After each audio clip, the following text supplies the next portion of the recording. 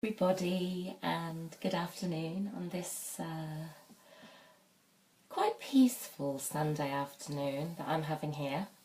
Hope you guys are doing well if you're in the UK. If you're in Hong Kong, it must be Sunday night and you're probably chilling out, getting ready for the week ahead. So I thought I'd make a little post. It's been a while. Tania here, as always.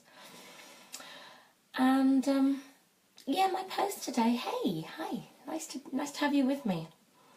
I'm having a bit of a subdued day today. I made a post yesterday because I was thinking about my own journey really since the start of this year, and it brought up a lot of feelings of, you know, the former guilt that I had and the self-loathing about the person I used to be. So I've got my little, oh, congratulations, this is my 50th broadcast, so yay, you guys are with me on this momentous occasion.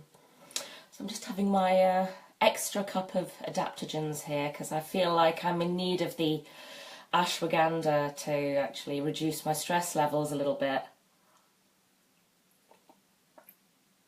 But I was thinking about the post I made, and I really didn't like myself very much at the start of this year, purely because I was helping so many other people and I was doing so much for everybody else that I became spineless when it came to my own needs and taking care of what I instinctively knew I needed, which was to look within, sort myself out before I could help anyone else.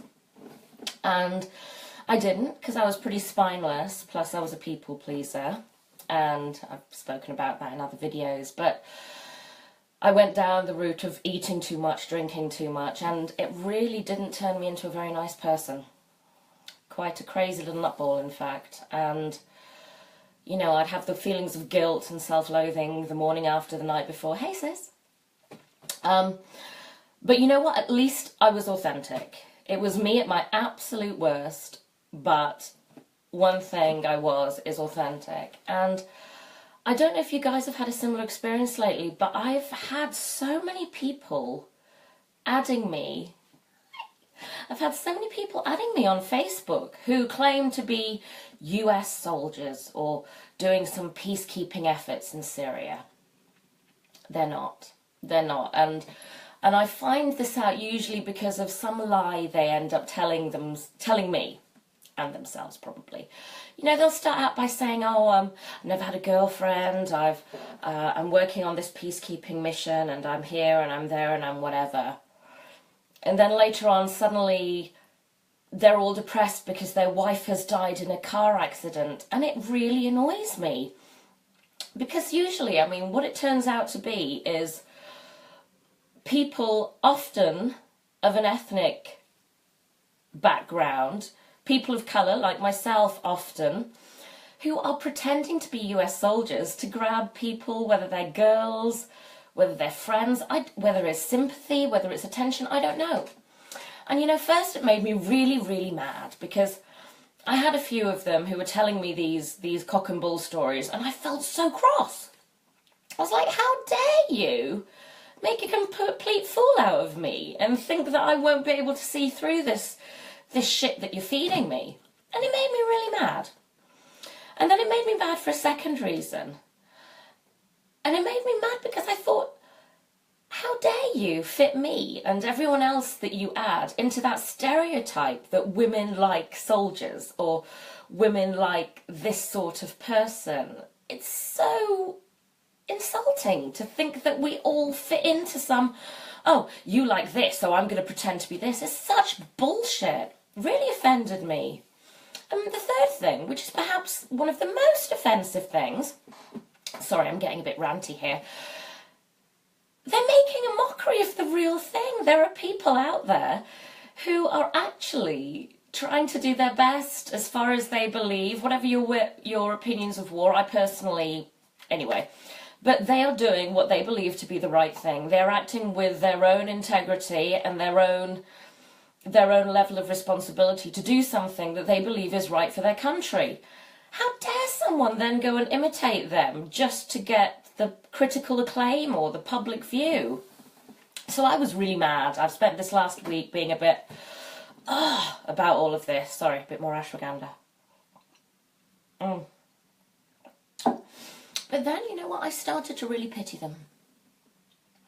I really started to pity them, because even at my worst moments at the start of this year, I was still myself. I was still authentic. I was still being exactly who I am. Warts and all, as it were. But I pity them because they think that who they are is not good enough to get someone. And that's a sad place to be.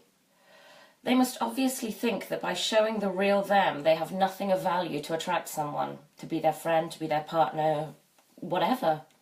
So they pretend to be someone else, and that's sad. They must have a really low opinion of themselves. I mean, so many of them have made mess-ups with me by the truth coming out eventually, because I think is it a Mark Twain quote? If you always tell the truth, then you don't have to remember anything, because it's just your honesty pouring out, and it never changes. The story doesn't change, but when you tell a lie, you have to remember there's a lot of effort involved, because you have to remember what you've said and not backtrack on that or say something contradictory. But I feel bad for these guys, and if any of those are actually on my Facebook and are watching this, then please don't have such a low opinion of yourself that you think people will only like you if you fit into their mould, or your perceived mould of what you think they will like. It just doesn't work. And people won't respect you for it. And you can't maintain the facade forever. The truth always comes out. Who you are, the core of who you are, will always come out. So if you don't like the core of who you are, then work on changing that. Be yourself, because everyone else is taken. I wonder how many people's pictures are being used on someone else's profile without them even realising it. So really, just embrace everything that you are. If there are things that you don't like about yourself, join the club. We're all in the same place. There are so many things we don't like about ourselves, but you know what? Work on them. Absolutely work on those things. But above all, on this Sunday, guys, please remember just to be you, because you are enough.